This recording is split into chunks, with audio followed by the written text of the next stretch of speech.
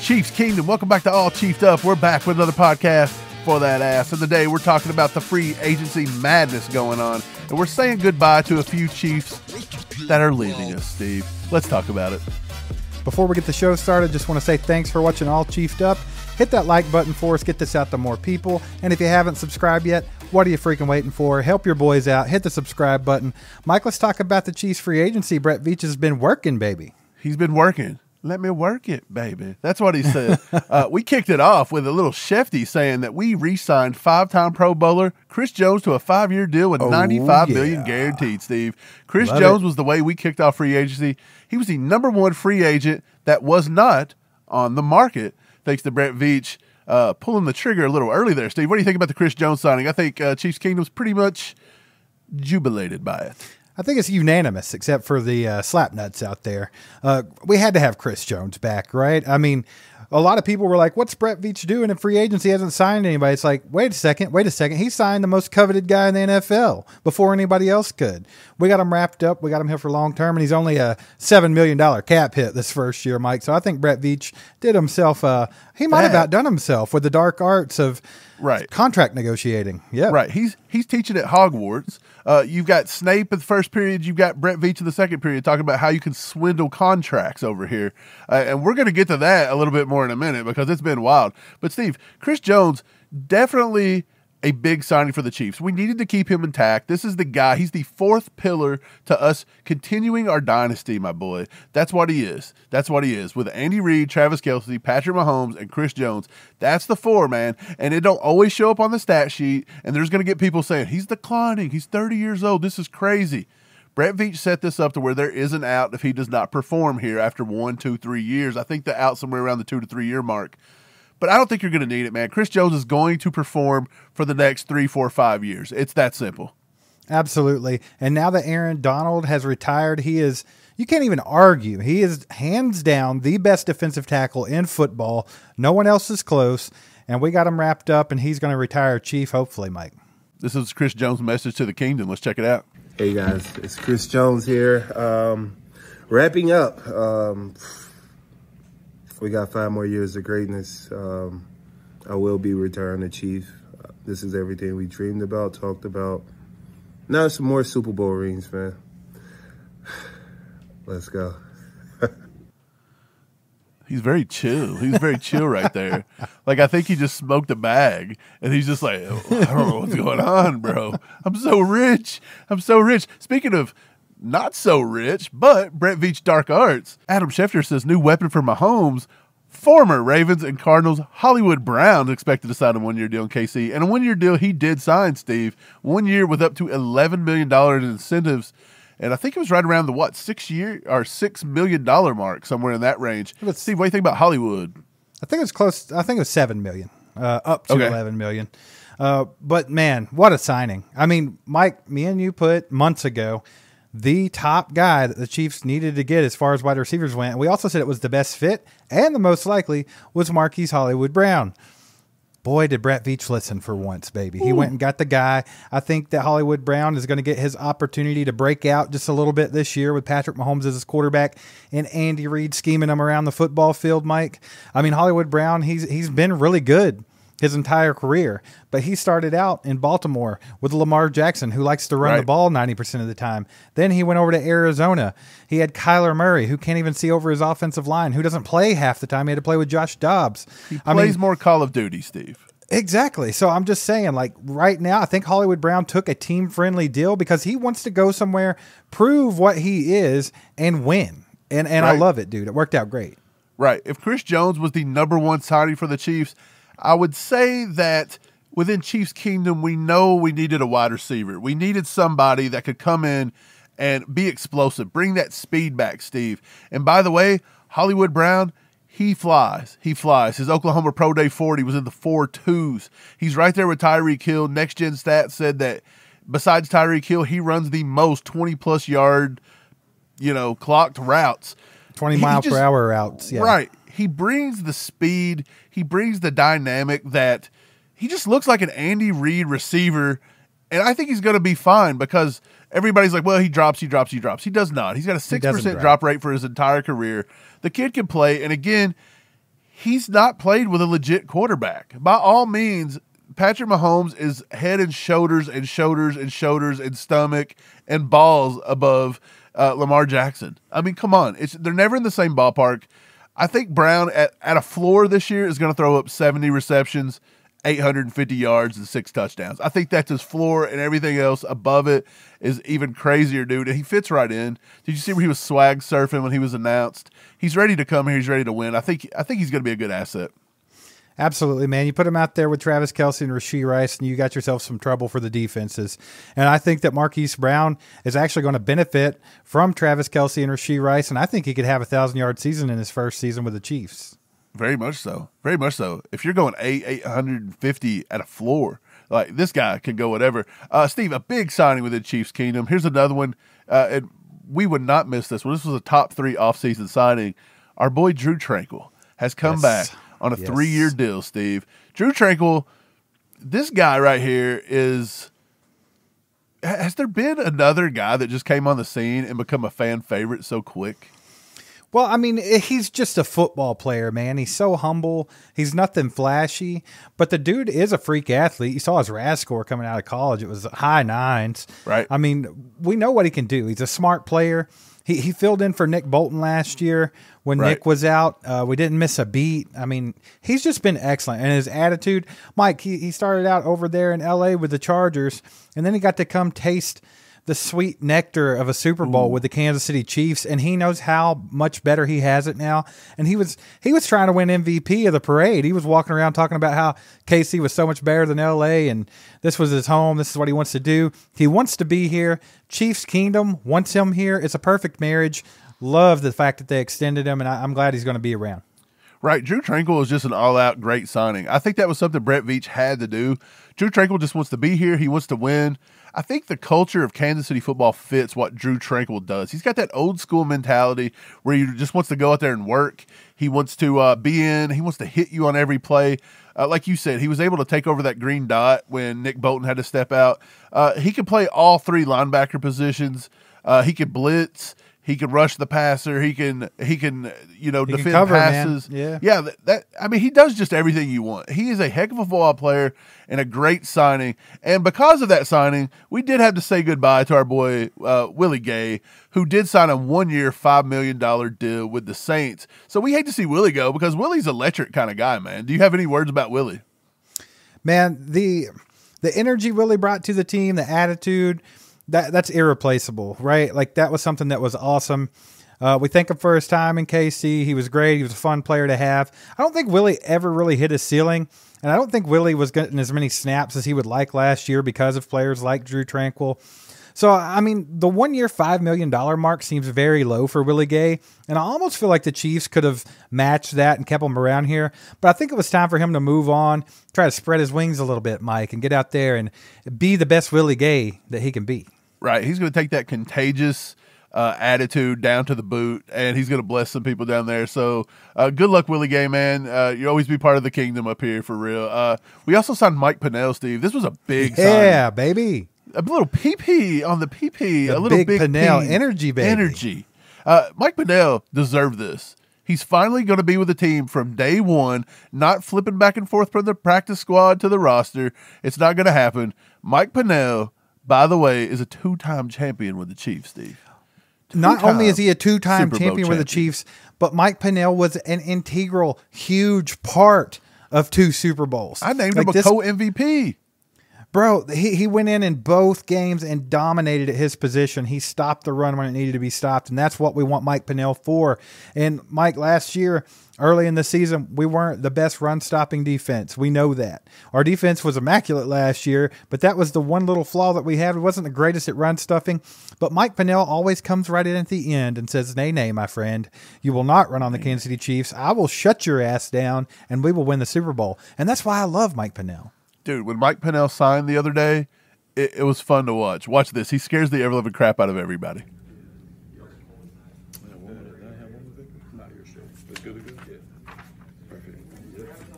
Whoa! I wanted to do that the whole time. Whoa! Hey, you gotta that's love what him. Everybody.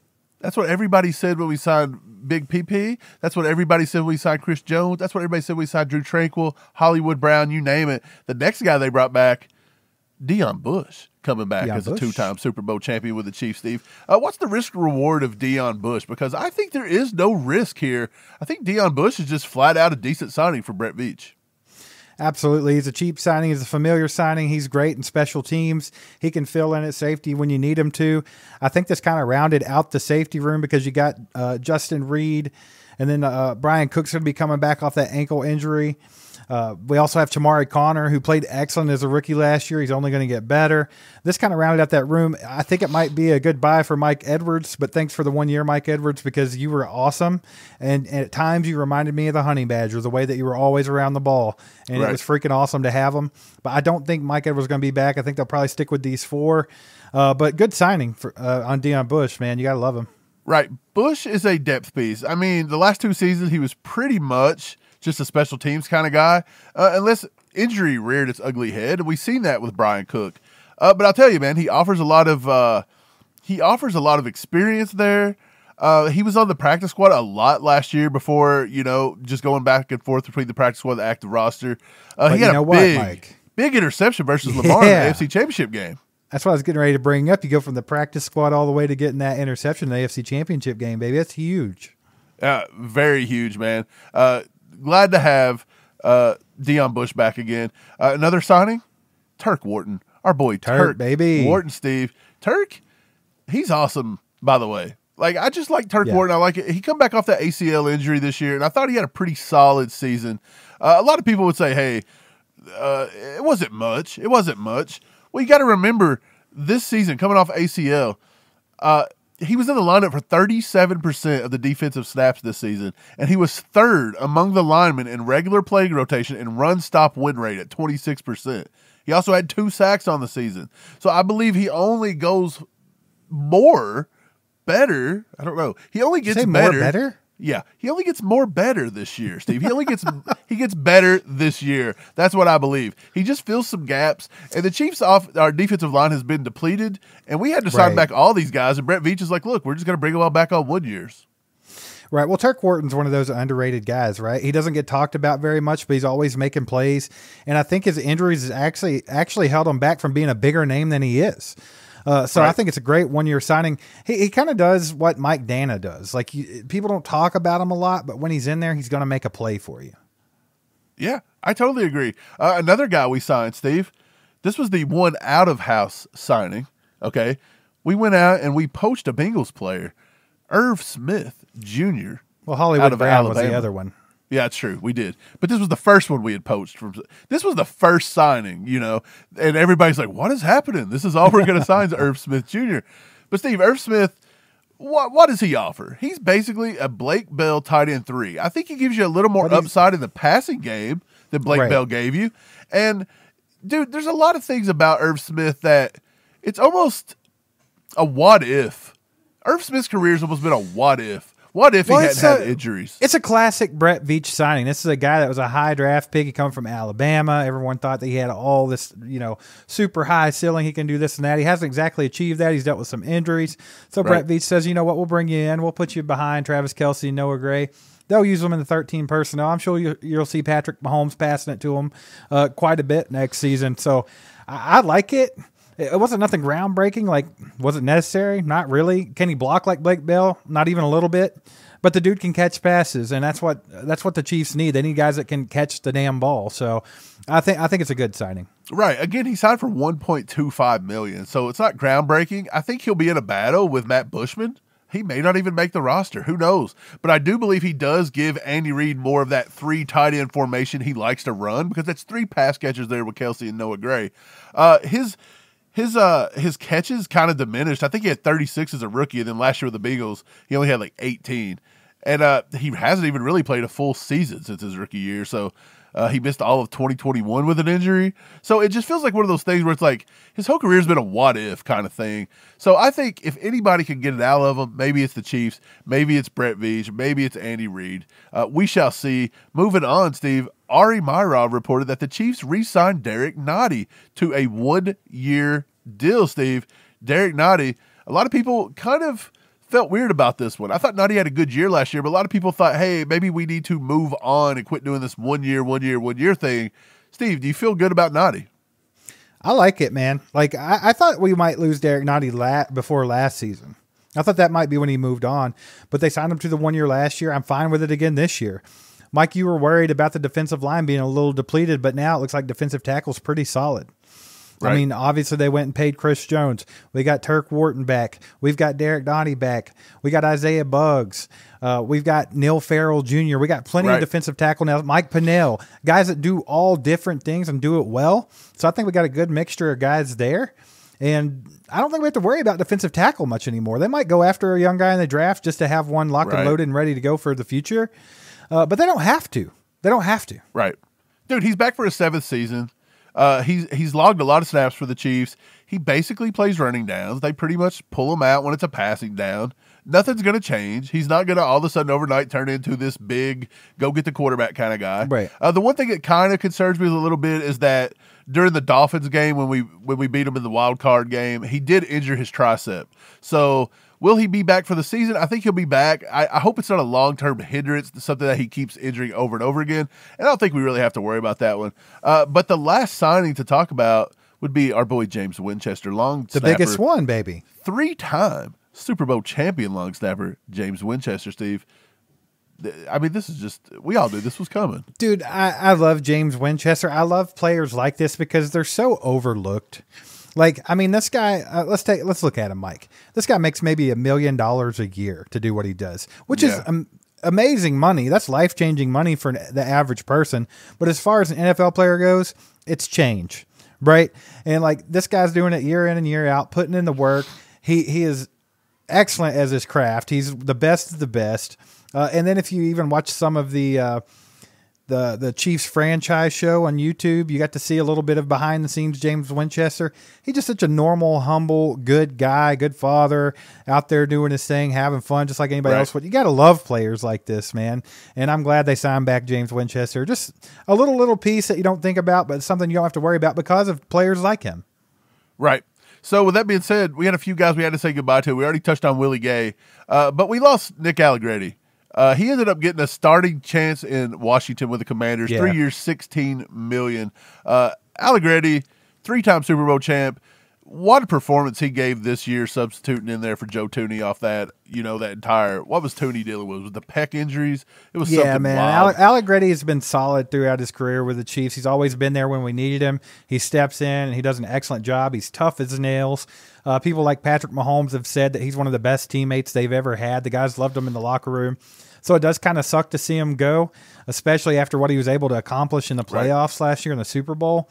But I'm glad he's getting his, man. He'll get his opportunity up there in Washington, and hopefully he can flourish. Right. We talked about it maybe being the end of the Jody Fortson era, and that did come true. He did sign with the Dolphins, so that kind of sucks. But he does get to reunite with Tyreek. If Tyreek could stay out of trouble, maybe him and Jody can hang out a little bit. At least I have some familiar faces there. That's a good spot for Jody. If he could stay healthy, he is a weapon at catching the ball at tight end, man. We've seen it. Patrick Mahomes liked him when he was available. One of the best passes and catches I've ever seen, I think it was against the Chargers. It was Mahomes to Jody. Right. Jody's got all kinds of ability. He's very athletic. It's just he's got to stay healthy, man. Hopefully Jody can get down there to Miami and get all that straight and have a little better luck down there than he did in Kansas City. Right. I wish him the best, man. And then the last one we got to say goodbye to, our boy Tommy frickin' Townsend. By the way, look at this guy. Just look at him. And you want to know what else? Going to the Texans, but just look at him. Pure studly manliness going down there to Houston. He's going to be missed. We did sign the punt god, Matt Ariza. But Steve, we went to camp year after year after year, and we just watched Tommy Townsend kicking footballs all frickin' day. That's all we ever did, just about, it seemed. Tommy Townsend could flat out kick a football. Like, he's got a leg. Absolutely, man. Tommy's going to be missed. He's just an awesome guy. He's been great, man. He's one of the best punters in football. He could always sneak in that beautiful pass every now and then on a fake. You got to love Tommy. Just Tommy in general, his personality, everything about him, he's a character, right? And everybody fell in love with him. But it was time for him to go make his money elsewhere. And like you said, we signed Matt Ariza, who is a ridiculous punter. So I don't think we have anything to worry about. Right. Steve, who's been your favorite free agent signing, minus Chris Jones. I think we all knew Chris Jones had to be brought back. So everybody after that, who are you going with? You going with Marquise Hollywood Brown? Absolutely, 100%. That is the easy one, right? I mean, we had to watch the wide receiver room absolutely struggle last year, which made the offense freaking struggle, which made the defense tired of being on the damn field the entire game. So I'm glad that they're actually touching on that issue. Brett Veach seemed to ignore it at the end of the offseason last year. He ignored it at the trade deadline. He got lucky. We still won a Super Bowl, even though we had no one in the wide receiver room that was getting anything done besides Rashee Rice, who was a rookie, who didn't even turn on until the last 6 weeks of the regular season.